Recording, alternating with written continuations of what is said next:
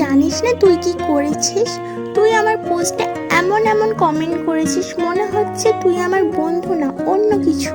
একটা কথা জানিস তো, একটা ছেলে আর মেয়ে কখনো বন্ধু হতে পারে না। ও বুঝলাম, তুই আমাকে লাইক করিস, তাহলে তুই যদি আমাকে ইমপ্রেস করতে পারিস